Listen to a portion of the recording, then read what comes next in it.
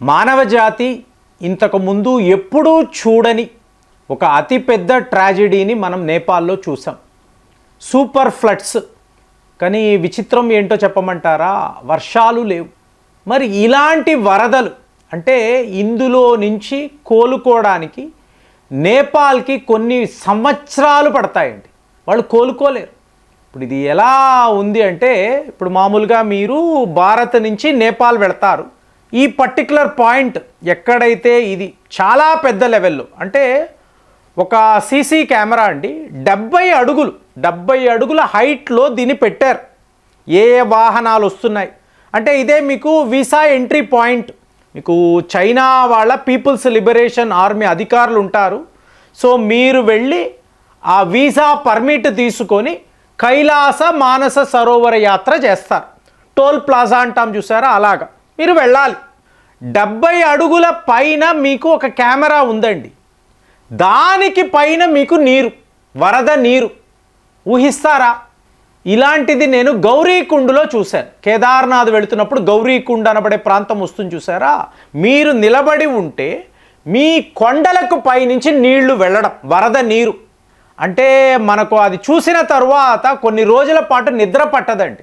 So అలాంటిది మీకు అక్కడ ప్రజలు, మీకు వీసా పర్మిట్ అంటే ఎంట్రీ పాయింట్ దగ్గర ఎంతెంత మంది ఉంటారు. ఈ నేపాల్ కూలీలు ఉంటారు, వర్కర్స్ ఉంటారు, చైనా వాళ్ళు ఉంటారు, ఇంతమంది ఉంటారు. ఒక్కసారిగా ఈ సౌండ్ ఏదో ఒక అగ్ని పర్వతము బద్దలైతే ఆ సౌండ్ వినిపిస్తుంది. పరిగెడుతున్నారు. కళ్ళ ముందరే వాళ్ళందరూ అలా కొట్టుకుపోవడం. సో ఇట్లాంటి ఒక ట్రాజెడీని నాకు తెలిసి చాలా కష్టం. అంటే మనం మామూలుగా వీడియోలు చూస్తున్నాము, మరి లిటరల్గా కైలాస మానస సరోవర యాత్ర చెయ్యాలనుకొని అక్కడక్కడ ఉంటున్న ప్రజలు ఈ దృశ్యాన్ని చూసి కెమెరాలో బంధించి మనకు షేర్ చేస్తున్నారు అంటే దాన్ని ఏమనాలి? కానీ ఇక్కడ మీరు చూసారనుకోండి, నిన్న మనం ఒక ఎర్త్ క్వేక్ అని మాట్లాడాం, 4.4 రెక్టర్ స్కేల్ అని మాట్లాడాం. ఇది ఒక పచ్చి అబద్ధము, చైనా చేసిన ప్రచారము అని చెప్పి ఇవాళ చెప్తున్నారు. అంటే మీకు ఇది జరిగిన వితిన్ అవర్స్ చైనా నుంచి ఒక హెలికాప్టర్ ఈ గ్లేషియర్ వద్దకు, దీన్నే లాంగ్టాంగ్ లీరుంగ్ ప్రాంతము అంటారండి, అక్కడికి వెళ్ళింది. ఈ లాంగ్టాంగ్ వద్దకు వెళ్ళి పలానా గ్లేషియర్, ఇది ఏమిటి, లిటరల్గా 2000 అడుగులు విస్తరణ కలిగిన ఒక గ్లేషియర్, మంచు గడ్డ. 2000 అడుగులు అంటే చూసుకోండి, ఇమాజిన్ చేసుకోండి. మీకు ఒక్కసారిగా 4000 అడుగులు కిందకు వచ్చి పడుతుందండి. ఫ్రీ ఫాల్, నేరుగా వచ్చి కింద ఉండే ఒక లేక్, ఒక సరస్సు, దాని మీద వచ్చి పడుతుంది. అంటే మీరు ఒక పెద్ద రాయి తీసుకోండి, ఒక పెద్ద బకెట్, అందులో వచ్చి ఇలా విసిరేరంటే ఏమవుతుంది, ఆ నీళ్లు ఒక్కసారిగా ఇలా స్ప్రింకిల్ అవుతుంది కదా, స్ప్లాష్ అవుతుంది కదా. సో అదే ట్రిగర్ పాయింట్. సో చైనా వాడేంటి, దీన్నంతా కూడా చూపిస్తూ ఇంగ్లీష్లో కామెంటరీ. ఇప్పుడు చైనా ప్రజలకు చెప్పాలి అనుకోండి, వాడి భాషలో చెప్పొచ్చు కదా, చైనీస్ భాషలో కాదు. ప్రపంచానికి ఏం చెప్తున్నాడు, ఇలాగ ఒక గ్లేషియర్ ఇలా ఇది పడిపోవడంతో ఒక సరస్సులో పడింది. ఈ సరస్సు ఏమిటి, మీకు కోషి నదితో కలిసేది. సారో ఆఫ్ బీహార్ అని అంటారు, మీకు గుర్తుందా? బీహార్లో వరదలు ఈ కోషి నది వల్లే వచ్చింది. అంటే మీకు ఈ గ్లేషియర్స్ వద్ద కరుగుతున్న ఈ సరస్సు అంతా మీకు ఫైనల్గా కోషి నది, తరువాత త్రిశూల్తో కలిసి, అంటే అంత ఉపనదులు త్రిశూల్తో కలిసి ఫైనల్గా గంగతో కలవడం. సో బీహార్లో వచ్చిన వరదలు ఆల్రెడీ జరిగిందండి, భారత్లో జరిగింది. సో మన అందరికీ తెలుసు. కానీ ఇక్కడ ఏమైంది, ప్రపంచంలో అత్యంత ప్రమాదకరమైన గ్లేషియర్స్ అన్నారు అనుకోండి, ఏకంగా ఒక 50 చెప్తారు, లిస్టు వేస్తారు. ఇందులో 25 గ్లేషియర్స్ టిబెట్లోనే ఉండడం, ఇంకొక 20 మీకు నేపాల్లో ఉండడం, అన్నపూర్ణ రేంజెస్, మౌంట్ ఎవరెస్ట్, ఇవన్నీ మాట్లాడతాం. సో వాటి చుట్టూర్త పెద్ద పెద్ద మంచు కొండలు ఉంటాయి కదండి, గ్లేషియర్స్ ఉంటాయి కదా, మంచు గడ్డలు ఉంటాయి కదా. ఇంకొక 5 భారత్లో, సిక్కింలో కూడా మనం సరిగ్గా. ఇప్పుడు నాకు అర్థమైంది ఏంటంటే, కేదార్నాథ్లో చోరాబారి లేక్, గాంధీ సరస్సు అంటాం చూసారా, అక్కడ ఏం జరిగిందో అలాంటి పరిస్థితి. శుభ్రంగా ఉన్న సరస్సు అండి, సడన్గా తెగి పడడంతో డౌన్ స్ట్రీమ్కి వస్తుంది. కింద ఏమో కేదార్నాథ్ నుంచి మీకు గౌరీకుండ్ దాకా గ్రామాలు, ఒక్కసారిగా ఈ సునామీ వచ్చి మధ్యలో ఎవరు ఉన్నా కూడా తుడుచుకు పెట్టుకుపోయింది. వేల సంఖ్యలో ప్రజలు ప్రాణాలు పోగొట్టుకున్నారు, గుర్రాలు ఆ వరదలో కొట్టుకుపోయాయి. సరిగ్గా అలాంటి సిచ్యువేషనే మరి ఇప్పుడు చైనాను ఎందుకండి మనం బ్లేమ్ చెయ్యాలి, ఇదంతా చైనా వల్లే అంటే మౌంట్ ఎవరెస్ట్ ఎవరెవరు వెళతారో విదేశాల్లో నుంచి కుప్పలు తెప్పలుగా వస్తారు కదండి నేపాల్కి.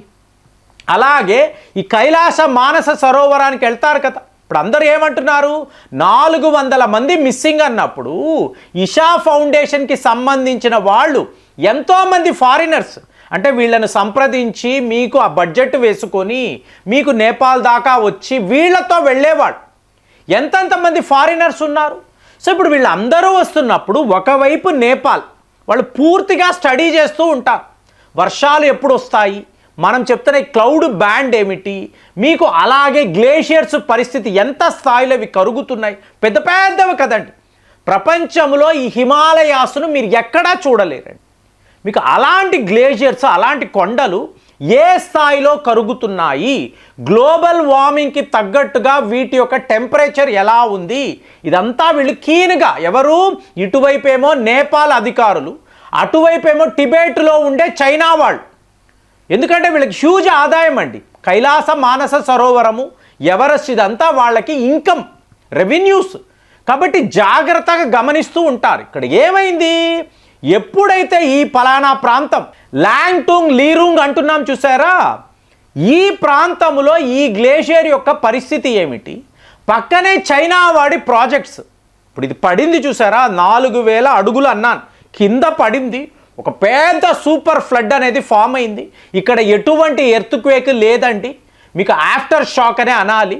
కిందకు వస్తున్నప్పుడు ఫస్ట్ చైనా వాడు నిర్మించిన ఒక అతిపెద్ద హైవేకి పక్కన త్రిశూల్ నది, మొత్తం నది యొక్క డైరెక్షనే మారిపోయిందండి. తరువాత ఒక డ్యామ్, ఆ డ్యామ్ మీకు కొలాప్స్ అయిపోయాడు. ఎన్నో బ్రిడ్జిలు, ఇవన్నీ ఎవరు చైనా వాళ్ళు కట్టినవే, వాళ్ళ ఇన్ఫ్రాస్ట్రక్చర్. సో ఇప్పుడు నేపాల్ ఏమంటుంది, ఇన్ని ఇన్ఫ్రాస్ట్రక్చర్స్ డెవలప్ చేస్తున్నప్పుడు మాకు చెప్పాలి కదా, రిపోర్ట్ ఇవ్వాలి కదా, గ్లేషియర్స్ యొక్క పరిస్థితి ఏమిటి, ఇవి ఎలాగా ఎటు నుంచి ఏమవ్వచ్చు, ఇవన్నీ మాకు చెప్పనే లేదు. సో చెప్పుంటే మేము జాగ్రత్త పడేవాళ్ళము. అలాంటిది చైనా వాళ్ళు చెయ్యకుండా ఇవాళ ఒక హెలికాప్టర్ని తీసుకువెళ్ళి పలానా గ్లేషియర్ ఇక్కడ ఇది కరిగిలా పడడం వల్లే ఇది జరిగిందంటే ఆ ప్రాజెక్టులు అందరూ ఎవరు చేపట్టారు. సో ఇప్పుడు అందరూ ఏమంటున్నారు, నేపాల్ నుంచి నదీ ప్రవాహము నేరుగా బీహార్లోకి వస్తుంది, సో తరువాత గంగా నదితో కలుస్తుంది. మరి ఇక్కడ ఈ సూపర్ ఫ్లడ్స్ వస్తే, ఈ వరదలు వస్తే బీహార్ పరిస్థితి ఏమిటి. సో మీరు చూసారనుకోండి, ఓపెన్ సోర్స్ ఇంటెలిజెన్స్లో ఇదే మీకు కనిపిస్తుంది. అమెరికా వాడు ఇమీడియట్గా ఎర్త్క్వేక్ అన్నాడు, దీనిని పట్టుకొని ఇప్పుడు మన వీడియోలో కూడా అదే కదా అన్నాం, 4.4 మ్యాగ్నిట్యూడ్లో ఒక ఎర్త్క్వేక్ కాదు, ఇది చైనా వాడు చెప్పిన అబద్ధము. ఆ గ్లేషియర్ కరుగుతుందని వాడికి ముందే డౌట్ ఉంది, అయినా కూడా నేపాల్ వాళ్ళని అలర్ట్ చెయ్యలేదు. మరి కైలాస మానస సరోవరం యాత్రకు ఇంతంతమంది యాత్రికులు వస్తారు, ఫారిన్ నుంచి ఎంతోమంది వస్తారు, మరి వాళ్ళ ప్రాణాలు ఏమిటి, ఇది ఏమీ కూడా వాళ్ళు గమనించకుండా, అంటే పనిగట్టుకొని ఇలా చేశారని మనం అనడం లేదండి. ఎందుకంటే వాళ్ళ టోల్ ప్లాజా కూడా ఇలా క్షణాలలో కొట్టుకుపోయిందండి, మీకు మొత్తం భూమి కంపించిపోయింది. సో ఇట్లాంటిది నేను చెప్తున్నా కదా, మానవ చరిత్రలో రేరెస్ట్ అకేషన్స్లోనే మనం ఇలా చూస్తాం. సో ఇంత పెద్దది జరిగినప్పుడు చైనా వాడు దీన్ని కప్పిపుచ్చడానికి ఎన్ని రకాల ప్రయత్నాలు చేస్తున్నాడు అంటే, ఇంగ్లీషులో డాక్యుమెంటరీ పెట్టి వీడియో పెట్టి దాన్ని విపరీతంగా సర్క్యులేట్ చేస్తున్నాడు. మన మెయిన్ స్ట్రీమ్ మీడియా కూడా ఇది నిజము అనుకొని ఆ కథనాలే వినిపిస్తున్నారు. మరి వాడి డ్యాములు ఏమిటి, బ్రిడ్జులు ఏమిటి, హైవేలు ఏమిటి, ఇదంతా నేపాల్ వాడికి చెప్పాలి కదా, అలర్ట్ చెయ్యాలి కదా. అది చెయ్యకపోవడం వలన మీకు నేపాల్కి ఎంత నష్టము జరిగింది ఒక్కసారి ఆలోచించాలి కదా. సో ఇదంతా కూడా చైనా కుట్ర అనే మనం అనుకోవాలి. మరి మీరు కూడా అలాగే అనుకుంటున్నారా? కామెంట్స్లో రాయండి. మళ్ళీ వచ్చే వీడియోలో కలుద్దాం. జై హింద్.